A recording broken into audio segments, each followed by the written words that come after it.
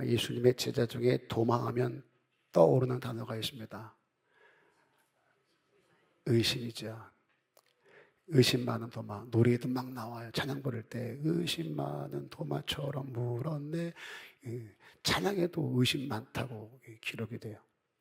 그 이유가 25절에 나옵니다. 다른 제자들이 도마에게 야, 우리가 예수님 만났다. 그랬더니 도마가 이렇게 반응합니다. 세 가지를 말해요. 난 못 믿어. 그래놓고 세 가지 이유를 말합니다. 내가 그의 손자국을 보며 내 손가락을 그 못자국에 넣으며 그리고 내 손을 그 옆구리에 넣어보지 않고는 믿지 않겠다. 무슨 말이냐면 예수님이 분명히 죽으셨는데 살아나셨다면 손에 못자국 있을 것이고 옆구리 찔렸으니 자국이 있을 텐데 내가 넣어보고 그 후에 믿겠다. 따져보면 예수님이 부활하셨다는 소리를 들었을 때 도마만 믿지 못했던 것은 아니었어요. 다른 제자들도 똑같은 반응을 보였었습니다. 다른 성경의 마가복음 16장 9절로 11절 보면 내용이 나와요. 마가복음 16장 9절 봅니다.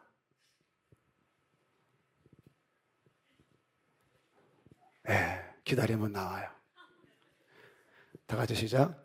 예수께서 안식 후 첫날 이른 아침에 살아나신 후 전에 7 귀신을 쫓아내어 주신 막달라 마리아에게 먼저 보이시니 마리아가 가서 예수와 함께 하던 사람들이 슬퍼하며 울고 있는 중에 이 일을 알림해 그들은 예수께서 살아나셨다는 것과 마리아에게 보이셨다는 것을 듣고도 믿지 아니하니라. 부활하신 예수님이 7 귀신 들렸다 고침받은 마리아에게 먼저 보이셨대요. 얼마나 기뻤겠어요? 그 마리아가 제자들이 슬퍼 울고 있는 자리로 뛰어갑니다. 그리고 예수님이 살아나셨다고 외치는 거예요. 그랬더니 그들의 반응이요. 듣고도 믿지 아니하니라. 제자들이 이때 예수를 봤어요. 예수를 본 후에 도마에게 봤다 해도 안 믿었어요. 똑같습니다. 막달라 마리아가 보고 와서 봤다 그랬더니 안 믿었대요. 누가복음 24장 38절로 39절에도 비슷한 내용이 나옵니다. 볼게요. 시작. 예수께서 이르시되 어찌하여 두려워하며 어찌하여 마음에 의심이 일어나느냐. 내 손과 발을 보고 나인 줄 알라. 또 나를 만져보라. 영은 살과 뼈가 없으되 너희 보는 바와 같이 나는 인되니라. 자, 막달라 마리아에게 보이신 예수님께서 이제 직접 제자들을 찾아가시는 거예요. 찾아가셨을 때 하신 말씀이 이거예요. 부활하신 주님이 찾아가셔서 첫 마디가 어찌하여 두려워하며 어찌하여 두려워하며. 아마 제자들은 예수가 살아오신 것에 대해서 놀랬던 모양이에요. 어떻게 이런 일이 유령이 아닐까라는 생각이 있겠죠. 그리고 이렇게 말씀하세요. 어찌하여 마음에 의심이 일어나느냐. 그 두려움 때문에 있는 게 뭐예요? 의심이 있었다는 거예요. 주님 그걸 간파하시는 거예요. 왜 의심이 일어나고 있느냐. 그리고 한 말이에요. 내 손과 발을 보고 나인 줄 알라. 도마만 그랬던 게 아니었던 거예요. 다른 제자들도 마찬가지였던 거예요. 심지어 도마만 못자국을 보고 믿은 게 아닙니다. 제자들도 예수님의 손과 발을 보고 나서야 믿었다는 거죠. 아니 그런데 왜 도마만 의심 많은 제자가 됐을까? 도마의 의심과 뒤 늦은 고백을 통해서 아마 2가지만 생각해 보려고 그래요. 먼저는 자리 싸움에서 이기자는 거예요. 다시 말할게요. 자리 싸움에서 이기자. 시작. 꼭 기억하세요. 24절을 다시 볼게요. 오늘 본문 24절이요. 시작. 12 제자 중에 하나로서 디두모라 불리는 도마는 예수께서 오셨을 때 함께 있지 아니한지라. 막달라 마리아가 찾아와서 나 예수 봤어야 할 때 듣고도 안 믿었어요. 그리고 또 한 번 제자를 찾아왔을 때 제자들이 보고 믿었는데 그때 누구는 없었어요. 도마는 없었던 거예요. 다른 차이가 없습니다. 미세한 차이인데 요거 한 가지예요. 도마나 제자들이나 안 믿는 것은 마찬가지입니다. 똑같습니다. 그런데 한 가지. 부활하신 예수님이 제자들이 모인 곳에 찾아오셨을 때 도마는 그 자리에 없었다는 거예요. 있어야 할 때 있어야 할 자리에 있지 않으니까 봐야 할 걸 보지 못하고 들어야 될 걸 듣지를 못해요. 그러다 보니 믿음이 약해져요. 거기서 의심이 생겨나게 되더라는 거예요. 우리가 신앙생활 한다 할 때 진짜 중요한 게 바로 이 부분입니다. 제가 많이 강조할 거예요. 타이밍과 포지션이요. 내가 있어야 될 자리, 있어야 될 때가 있단 말이에요. 아버지가 말하는 때, 아버지가 원하는 때가 있어요. 근데 도마는 그 시간 그때 그 자리에 없었던 거예요. 하나님의 시간, 하나님의 때, 하나님이 원하는 자리예요. 그럼 도마가 언제 예수님이 부활을 믿게 되냐면 26절을 다시 볼게요. 다 같이 시작. 8해를 지나서 제자들이 다시 집안에 있을 때에 도마도 함께 있고 문들이 닫혔는데 예수께서 오사 가운데 서서 이르시되 너에게 평강이 있을지어다 하시고 예수님이 또 오셨답니다. 8해 후에. 그때 누구도 있어요? 도마도 있어요. 그렇게 예수님을 만나고 뭐라 그래요? 나의 주님이시요 나의 하나님이시나이다. 도대체 난 믿지 못하겠다고 했던 이 도마가 예수를 직접 보고 나서야 나의 주님이시요 나의 하나님이시니이다. 그때 주님 하신 말씀이 29절입니다. 너는 나를 본고로 믿느냐? 보지 못하고 믿는 자들은 복되도다. 분명히 이유가 있어요. 사정이 있었을 거예요. 형편이 있었을 거예요. 다른 제자들은 다 모여있는데 왜 도마만 그 자리에 없었을까? 사정이 있었겠죠. 나름대로 이유 있었겠죠. 자기 형편이 있었겠죠. 그럼에도 불구하고 있어야 될 때 있어야 될 그 사람이 그 자리에 없어. 우리의 무너짐은 여기서부터 시작이 되더라는 거예요. 그래서 타이밍과 포지션 꼭 기억하셔서 내가 있어야 될 자리, 내가 있어야 될 때, 그 자리 그때 거기 있을 수 있기 위해서 힘쓰고 애쓸 수 있으셔야 된다는 거예요. 자리 싸움이요. 거기서 이기셔야 됩니다. 은혜 받은 자답게, 성도답게, 또 저는 목사답게 그렇게 산다는 것이 만만치가 않아요. 답게 산다는 거 진짜 힘들고 어려워요. 아버지답게, 엄마답게, 자녀답게, 선생답게 쉽지가 않습니다. 그래서 수없이 강조한 게 바로 이거였어요. 다 잃어도, 물질 잃어도, 건강 잃어도, 가정을 잃어도, 심지어 다 잃어도 믿음만은 잃지 마라. 믿음만은 잃지 마라. 그러면 회복된다. 그 믿음 위에 하나님이 다 회복을 시키신다. 그런데 그 믿음이 어디서 생겨요? 이 타이밍과 포지션이에요. 내가 있어야 될 자리가 있고 있어야 될 때가 있습니다. 그때 그 자리에서 들어야 할 것을 듣고 봐야 할 것을 볼 때 그때 믿음이 생기더라는 거예요. 제자들 보세요. 믿음을 위해서 그들이 한 게 뭐가 있어요? 아무것도 없습니다. 성경을 가만히 보세요. 그들이 한 건 아무것도 없어요. 다만 그들이 모였을 때 주님이 그 모인 자들 가운데 오셨다는 거죠. 거기서 부활하신 주님이 보여준 게 있습니다. 들려준 게 있어요. 보여주고 들려준 게 있습니다. 그때 거기서 그것을 보고 들었더니 그들의 믿음이 강력해지더라는 거예요. 분명 두려워했던 사람들이에요. 숨어있던 사람들이에요. 그런데 찾아오신 주님을 만나고 보고 들었더니 믿음의 담대함이 생겨 숨었던 것들이 뛰쳐나와 순교의 자리를 마다하지 않습니다. 오늘을 사는 우리들에게 필요한 게 바로 이 부분이에요. 신앙생활 잘하고 싶죠. 큰 믿음 갖고 싶죠. 기적을 경험하는 믿음의 사람 되고 싶죠. 그러기 위해서 내가 할 일이 있다는 거죠. 다른 거 아닙니다. 자리 싸움이요. 자리 싸움이요. 주님이 계신 그 자리에 내가 있어야 기적을 보지 않겠냐는 거예요. 수많은 사람이 있어도 기적을 본 사람은 주 앞에 나온 사람들이에요. 그분을 보고 그분의 말씀을 듣고 믿음을 가지고 나아가서 내 필요를 구한 사람들이 기적을 경험했다는 거예요. 여하튼 소문을 들었든지 여하튼 어떤 경로를 통해서 알게 되었든지 주를 만나 주의 음성을 듣고 주에게 내 필요를 구했을 때 주님의 만져주심으로 기적을 다 경험하게 됐다라는 거죠. 예배의 자리요, 그냥 강조하는 거 아닙니다. 기도의 자리요, 헌신의 자리요. 아버지가 내게 원하는 자리가 있어요. 원하는 때가 있어요. 그때 그 자리에서 내가 감당할 몫을 감당할 때 거기서 만나지는 주님으로 인하여서 우리 믿음이 커지게 되더라는 거예요. 시편 84편 4절을 볼게요. 시작. 주의 집에 사는 자들은 복이 있나니 그들이 항상 주를 찬송하리이다. 셀라. 하나님이 복을 주시기로 작정한 곳이 있다는 거예요. 어디라 그래요? 성경에서 주의 집에 사는 자라고 얘기를 해요. 예배하기 위해서 여기 오는 길 자체가 싸움일 수 있어요. 저 그런 얘기를 자주 해요. 여기 아무나 올 수 있는 거 아니라고요. 내가 온 것 같지요? 아니요. 하나님이 오게 하지 아니하시면, 하나님 허락하지 아니하시면, 하나님이 내 마음 지켜주지 아니하시면 올 수 없는 자리가 이 자리다. 저는 이렇게 확신을 해요. 내 삶의 현장을 가보면 고난을 지나 고통일 때가 얼마나 많이 있어요. 옆 사람 얼굴을 좀 봐보세요. 보랄 때 보세요. 이렇게 저 볼 때는 이런 표정이 아닌데 보라 그러면 미소를 짓는다? 그거 희한하죠? 저만 볼 수 있는 얼굴들이 있어요. 저를 볼 때. 그런 얼굴이 아니에요.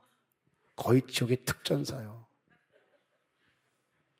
왜 그럴까요? 삶의 현장이 그래요. 지쳐있어요. 피곤해요. 손대면 톡하고 터질 것 같은 우리라는 말이에요. 화가 올라오고 분이 올라오고 억울함이 터져나오고 여러 가지 눈물 골짜기를 지났어요. 그런데 그런 모든 것들을 다 접어두고 일단 여기에 어찌리 들어오기만 하면 보는 게 있다는 거예요. 듣는 게 있다는 거예요. 그렇게 하나님이 주시는 은혜를 경험하게 하신다라는 거죠. 시편 65편 4절을 보세요. 다 같이 시작. 주께서 택하시고 가까이 오게 하사 주의 뜰에 살게 하신 사람은 복이 있나이다. 우리가 주의 집 곧 주의 성전의 아름다움으로 만족하리이다. 주께서 택하시고 가까이 오게 한 사람들이 있어요. 주의 뜰에 살게 하신 사람, 이 사람 복이 있다는 거죠. 이 주의 뜰, 공간을 말해요. 자리를 말해요. 주의 뜰은 성막 중에 예배 장소입니다. 하나님이 우리에게 복을 주시고 은혜를 주시기로 작정한 곳이 있답니다. 대단한 것을 한 게 아니란 말이에요. 아버지가 복 주기로 작정한 그 자리를 찾아와 지킨 자요. 그런 자들에게 복이 있다는 거예요. 이걸 누가 방해할까요? 알겠는데 이건 누가 방해할까요? 사단이요. 사탄은 우리가 있어야 될 그 자리에 가지 못하게 하려고 내 삶의 환경들을 얼마나 많이 건드린지를 몰라요. 성경에 보면 말하고 있습니다. 우는 사자와 같이 삼킬 자를 찾는다고요. 누가요? 사단이요. 우는 사자와 같이 삼킬 자를 찾는답니다. 그렇게 내게 찾아와서 내 직장을 건드려요. 내 사업장을 건드려요. 자식을 찔러댑니다. 건강을 건드려요. 물질을 건드려요. 이 중에 안 걸리는 사람들이 있을까요? 여하튼 어디든 걸린단 말이죠. 살다 보니까 어떨 땐 직장 때문에 마음 녹아내릴 때 있고, 사업장이 안 돼서 죽을 마실 때가 있고, 자식 때문에 속 끓을 때가 있고, 건강 때문에 힘들 때가 있고, 물질 때문에 사는 게 아닐 때가 있단 말이죠. 그것 때문에 내 가정에 쑥대밭이 될 때가 얼마나 많이 있어요. 그렇게 내 마음을 밟아 놓을 때가 있습니다. 하나님을 향하는 그 마음이 틀어져요. 자꾸 녹아져 내려서 아버지를 바라보지 못하게 하고 자꾸 엉뚱한 방향으로 내 마음이 흘러가게 할 때가 있다는 거예요. 누가 하는 짓일까요? 그거. 이게 우리가 싸워야 할 믿음의 싸움인 거예요. 그 자리 싸움에서 이길 수 있기를 주님의 이름으로 부탁을 드립니다. 힘들다고 힘들라고 주저앉으면 지르는 거예요. 그 힘든 뒤 누가 있는가를 살펴보고, 그럼에도 불구하고 내가 있어야 될 자리, 내가 해야 될 그 일을 감당해야 될 때 하나님이 내게 찾아와 위로해 주시고 회복을 주시고 더 나아가 복을 주시는 거예요. 저와 여러분들은 다 이 고백을 신하고 이 싸움에 승리하여 아버지가 주고자 하는 복을 다 받아 누릴 수 있기를 주님의 이름으로 부탁을 드립니다. 힘줘 얘기합니다. 옆 사람에게 우리 자리 싸움에서 이깁시다. 시작. 다시 한번 해주세요. 옆 사람에게 힘줘서 시작. 자리 싸움에서 이깁시다. 이기셔야 돼요. 냅둬. 난 이걸로 충분해. 복 안 바래. 이렇게 살다 말게. 아니요. 그러시면 안 돼요. 전승에 따르면 도마가 페르시아로 갑니다. 그렇게 인도까지 가요. 에데스에서 원주민에게 복음을 전합니다. 그렇게 원주민의 창에 순교해요. 순교할 때 마지막 남긴 말이 이랬답니다. 하나님, 나는 주님을 예배합니다. 였대요. 도마는 주님을 만난 그 후부터 그 자리를 지키기 위해서 생명 걸고 뛰었다는 거예요. 그리고 나를 만나주신 그 주님을 위해서 생명을 아끼지 아니했대요. 우리가 대단한 것을 할 수는 없어도 이것은 하려고 마음만 먹으면 할 수 있지 않을까요? 자리 지키는 거예요. 내가 있어야 될 자리에 있어야 될 때 그 자리에 한번 있기 위해서 힘 한번 써보자고요. 손해보는 거 두려워하지 말자고요. 억울한 일 당해도 힘들어도 이거 한번 해보자는 거예요. 여러 가지 사정이 있겠지요. 형편이 있겠지요. 그럼에도 불구하고 내가 있어야 될 그 자리에 있어야 될 때 그 자리에 지키면 훨씬 큰 은혜가 내 삶을 덮어주실 줄로 믿습니다. 그 자리에 함께 있는 자들이 되셔서 하나님을 때마다 시마다 만나시고 그 아버지가 주는 복을 날마다 받고 누리는 우리 새임교회 성도가 되기를 주님의 이름으로 축복합니다. 또 하나는요, 상처도 쓰임받더라는 거예요. 상처도 쓰임받더라. 수많은 상처가 삶에서 만들어지고 새겨지지 않겠어요. 그런데 그 상처가 분노로 가게 되면 미움이 만들어져요. 상처를 어디서 받았든지 간에 그 상처가 분노로 가면 자꾸 미움이 생겨요. 요즘 사회적으로 문제가 되고 있는 질병 중 하나가 이 분노 조절 장애랍니다. 주차 문제로 싸우다가 살인을 해요. 고속도로에서 차를 세워놓고 뭐가 마음에 안 들었는지 오후에 때 말씀드리겠습니다만 여하튼 그렇게 뒷차랑 실랑이를 보려고 오다가 달려오는 차에 들이받쳐서 죽었어요. 못 참는 거예요. 고속도로 차가 정차할 수가 없었나요? 그런데도 불구하고 화가 나서 내리더라니까 차를 세워놓고. 층간소음 문제로 갈등하다가 살인을 해요. 아니 좀 시끄럽다고 사람 죽일 일은 아니잖아요. 그런데 항해로 올라갔다가 내 마음대로 되지 아니하니까 화가 나는 거예요. 참지 못하겠는 거예요. 사람을 죽여요. 이 분노가 어디서 만들어지는 걸까요? 대부분이 살아오는 삶에서 만들어지고 새겨진 상처들일 거예요. 아마 이 층간소음 하나 때문 아닐 거예요. 이 사람의 삶이 엄청나게 많은 상처가 있어. 그 상처들이 분노를 만들었을 거예요. 그 분노가 결정적인 순간에 뇌관이 되어서 아마 거기서 터졌을 거예요. 이 많은 상처들이 어디서 만들어지냐면 특히 가까운 사람들에서 만들어진답니다. 제일 많이 만들어질 때가 부모래요. 분명히 사랑해서 내 살과 뼈를 다 뜯어주고 갈아줘도 아깝지 않을 내 자식인데 그 자식을 위해서 난 최선 다했는데 그 자식들이 부모에게서 상처를 제일 많이 받는다네요. 그리고 배우자요. 어마어마하게 상처를 많이 받죠.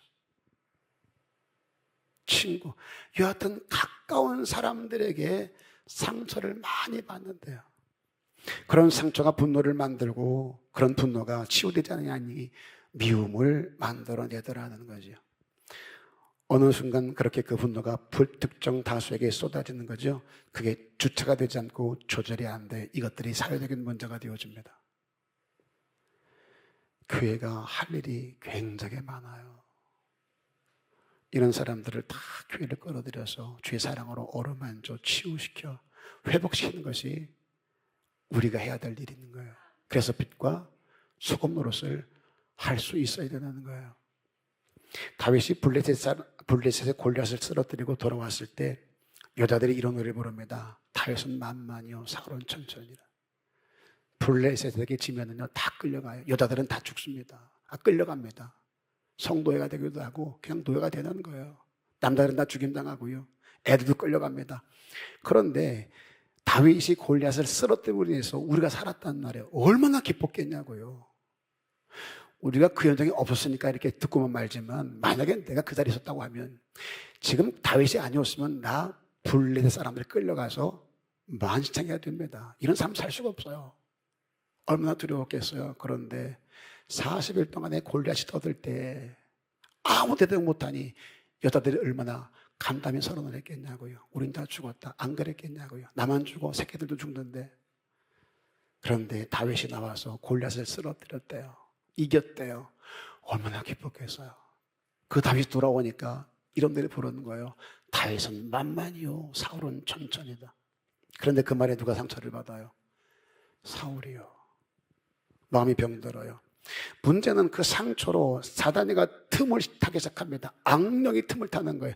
사무엘상 18장 10절에 그게 말씀하고 있습니다. 시작.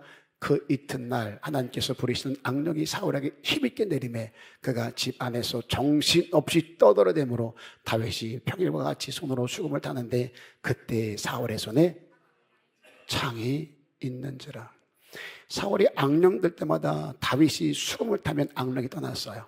그날도 악령이 들어와서 역사하길래 다윗이 가서 수금을 탈 때였습니다. 그런데 그 다윗을 사울이 귀히 여겼던 그 다윗을 죽이겠다고 창을 들어요. 그 다음에 보면은요, 창을 던져요. 다윗 죽이겠다고. 상처를 받았어요. 치유가 안 되고 분노로 가요. 그러니까 나라의 공을 세우고 나라를 살린 다윗을 자기 손으로 죽이려고 해요.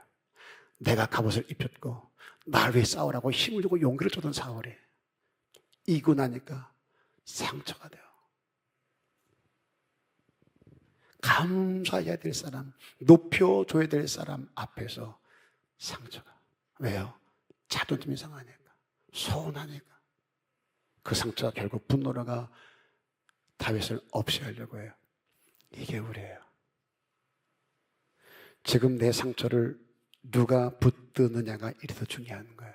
상처를 누구에게서 받았느냐, 이것보다 훨씬 중요한 거예요. 상처를 안 받을래야 안 받을 재간이 없고 나 또한 상처를 주지 않을래야 주지 않을 재간이 없어요.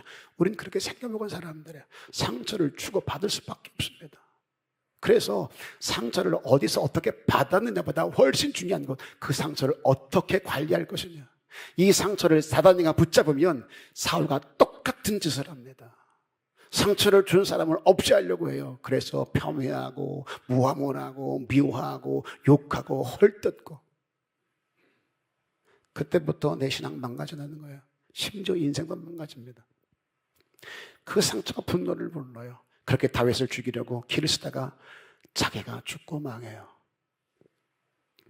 그런데 이 상처가 나쁜 것만은 또 아니더라는 거예요. 하나님의 사역을 감당할 때 내 상처, 아픔들이 하나님의 도구로 쓰여지기도 하더라는 거죠. 아, 그래서 상처를 주지 않을 수 없고 상처를 받지 않을 수 없는 우리들에게도 그 상처를 통해서 선을 이루시는 길이 있구나. 20절 다시 보세요. 27절 다 같이 시작. 도마에게 이르시되 내 손가락을 이리 내밀어 내 손을 보고 내 손을 내밀어 내 옆구리에 넣어보라. 그리하여 믿음 없는 자가 되지 말고 믿는 자가 되라. 예수님이 도마를 회복하실 때 썼던 도구가 뭐예요? 자기 상처예요. 손에 못질할 때 얼마나 아프셨을까요? 그분은요, 자지 아니하시면 졸린 분이고요, 먹지 않으면 허개진 분이고요, 때리면 아팠던 분이에요. 우리랑 똑같은 몸을 입고 이 땅에 오신 분이에요. 그러니 십자가에서 손에 못을 칠 때 얼마나 아팠을까요? 엄청난 고통이었을 거예요. 그 못자국, 그 창자국을 만져보래요. 이 예수님의 상처가 이 아픔과 고통이 도마의 회복의 결정적인 도구가 되더라는 거예요. 상처 없는 사람 없잖아요. 다만 그 상처의 방향이요, 내 상처를 사단이가 붙들면 내 안에 분노가 쌓이고 그 분노가 널 향해 쏟아지면 그때부터 서로 힘들어집니다. 그러나 그 상처가 주님께 붙들리면 주의 은혜로 만져짐을 경험하게 되면 흔적이 돼요. 간증이 되고 내 고백의 이유가 됩니다. 그렇게 다른 사람을 세우고 회복시키는 도구가 되더라는 거예요. 여기서 있는 저도 자격지심에 쩔어있던 사람이고 비기의식에 쩔었던 사람이고 거의 염세주의적인 사람이었어요. 저는 초등학교 교육 때까지도 전쟁 났으면 좋겠다라고 항상 생각했던 사람이에요. 전쟁 나서 다 뒤집어졌으면 좋겠다. 부자들도 다 뒤집어졌으면 좋겠다. 저 차들도 다 깨졌으면 좋겠다. 염세적이었어요. 너무 힘드니까. 왜 쟤들은 부자로 살고 나는 가난해야 되는데 아무리 길을 쓰고 애를 써도 가난을 벗어나지 못하는 거예요. 남들 다 실내화 신고 다닐 때 저는 쓰레빠 딱딱한 거, 양말도 무식한 적 굉장히 많이 있어요. 남들은 차마다 옷 바꾸면 저는요 항상 어머니 긴 걸 사줬어요. 옷을 긴 거, 팔이 긴 거, 다 긴 거. 왜? 애가 키가 크니까 그때마다 안 갈아주려고 접고 다녔어요. 그때만 하더라도 손이 많이 들 때고 콧물 많이 흐를 때입니다. 그러면 콧물이 흐르면 그냥 어른들은 흥하면 풀리더라고요. 애는 흥이 안 되잖아요. 꼬마가. 그러니까 흥이 안 되니까 무슨 수건이 있겠어요? 휴지가 있겠어요? 화장실 가도 신문지로 해결하던 때인데 코 풀겠다고 휴지 쓰겠냐고요. 양말 못 신는 아이가 무슨 손수건 가지고 다니겠냐고요. 콧물 나면 어디로 치우겠어요? 이거였어요. 하도 이러다 보니까 이가 맨질맨질합니다. 얼마나 지저분하게요. 싫었어요. 그래서 전쟁 났으면 좋겠다. 김일성 씨 내려와 주세요. 내려와 주세요. 다 엎어주세요. 정말 그랬어요. 목사님들이 기도할 때 성도 그때만 해도 그랬습니다. 하나님 김일성을 변화시켜 주셔서 예수 믿게 하시고 그도 구원받게 하시며 이 땅에 평화 오게 해달라고 기도할 때 정을 했어요. 아니되옵니다. 아니되옵니다. 더 가게 하셔가지고 전쟁 일어나 뒤집어져야 됩니다. 제 어머니 병든 남편 살리겠다고 별짓 다 했습니다. 제가 어릴 때 여러분 아세요? 무덤에 가면 무덤을 파면 이제 화작을 해서 뼈를 오래되면 자손들이 무덤을 파헤치고 뼈를 추려가지고 빻아가지고 이제 뿌려요. 이제 오래되면 시차가 오래되면 그래서 20년, 30년 된 분들은 파가지고 불법이죠. 토치 같은 거는 불을 해가지고 막 절구로 빻아가지고 이제 뿌리고 해서 무덤 없앨 때 있습니다. 어머니가 거기 찾아가시는 거예요. 무덤으로 찾아가십니다. 그래서 무덤 파헤치면 이 골에 물이 고일 때가 있대요. 물이. 그 물이 그렇게 귀하다네요. 그때만 하더라도 소문이 있었어요. 그 물을 먹으면 폐병이 좋다라는 민간요법. 어머니가 힘들게 그 물을 구해다가 사이다 병에다가 팩트에다가 딱 담아놓는 거예요. 와, 우리 집에 사이다가 있다. 그래서 사이다를 먹었는데 이 사이다가 아닌 거예요. 어머니가 깜짝 놀랐대 등짝을 때리면서 아빠 거야 이놈의 새끼야. 약이를 해야 별짓 다 하셨어요. 말씀드렸죠. 저희 어머니가 산부인과 엄청나게 많은 사람들을 산부인과 데리고 갔어요. 저는 어머니가 뭐 데려다 주면 돈을 받는 줄 알았어요. 아니요. 산부인과에 데려다 주면 거기서 탯줄을 얻어다가 주세요. 어머니에게. 어머니 가져와서 닦아요. 저는 어머니가 저 밖에서 뭐 이렇게 앉아가지고 옛날에 수도가 밖에 있으니까 거기서 막 뭘 문대에 솔로 뭔가 했어요. 몰랐어요. 아기 태예요. 민간요법. 아기 태를 먹으면 폐병에 좋단다. 그래서 그걸 얻으러 다니시는 거예요. 지금 산부인과 어디인지 제가 이름을 잊어버렸는데 이 어디에 있어요? 화곡동 저쪽에 있어요. 거기 그렇게 임산부들을 많이 데려다주고 낳게하고 그 태를 얻어오셨다 그러더라고요. 안 한 짓이 없어요. 전국에 있는 은사자들은 다 찾아갔습니다. 기도는 다 찾아갔어요. 20살에 저를 낳고 22년이에요. 딱 6개월 살다가 폐결핵 판정을 받아서 보름 후에 죽는다고 사형선고를 받은 사람을 22년간 같이 살아오셨어요. 젊음을 병든 남편과 어린 자식을 위해서 고스란히 쏟아부으셨습니다. 그 모진 세월을 지나면서 얼마나 많은 상처가 있었겠냐고요. 부모에게 인정받지 못했죠. 친척들에게, 심지어 교회에서조차도요. 그렇게 받은 그 상처가 어마어마합니다. 왜 저는 어머니가 그렇게 열심히 교회를 다니다가 어느 날 나오는지를 몰랐어요. 목사님 지은거리에서 얼마나 잘했게요. 제가 목사가 미울 정도로 잘했어요. 저 목사는 왜 맨날 우리 집에 올까? 제 어머니랑 엄청 친했거든요. 바람났나? 아침마다 와요. 얼마나 어린 나이에도 어머니가 그만큼 잘하시는 거예요. 그런데 목사가 찾아올 정도로 속도 썩이시는 거예요. 저 그때 몰랐어요. 왜 가는 곳마다 저렇게 열심을 다하고 최선을 다해 교회를 섬겼는데, 다 쏟아부었는데 왜 어느 시점만 되면 또 나와야 되는지 나중에 알았어요. 다툼이 있는 거예요. 상처가 많다 보니까 부딪히는 거예요. 수건 열심히 했는데 그 상처가 견디질 못하는 거예요. 그런데 그때마다 찾아주신 주님을 만나 위로받아요. 그리고 치유가 돼요. 그렇게 내 안에는 내 자아를 하나씩 둘씩 복종축함으로 그 아픈 상처들이 흔적이 되기 시작하고, 간증이 되기 시작하고, 고백이 되기 시작합니다. 그러다 어느 날 불러요. 너 내일 좀 했으면 좋겠다. 너와 같이 상처 많은 사람들을 네 상처를 그냥 보여주는 거. 그러면 회복된다. 말할 필요가 없어요. 설득할 필요가 없어요. 설명할 필요가 없어요. 그냥 내 상처를 내보여주면 그냥 그들도 원하는 거예요. 나도 견뎠다. 하나님은 살아계시더라. 하나님이 만져주시면 회복되더라. 같이 기도하자. 그렇게 지금은 다른 사람을 섬기는 도구가 되었어요. 다른 사람을 위로하고 회복시키는 영광스러운 주님의 도구가 됐습니다. 20일 날 오는 중국 성도들은 그 상처로 만난 사람들이에요.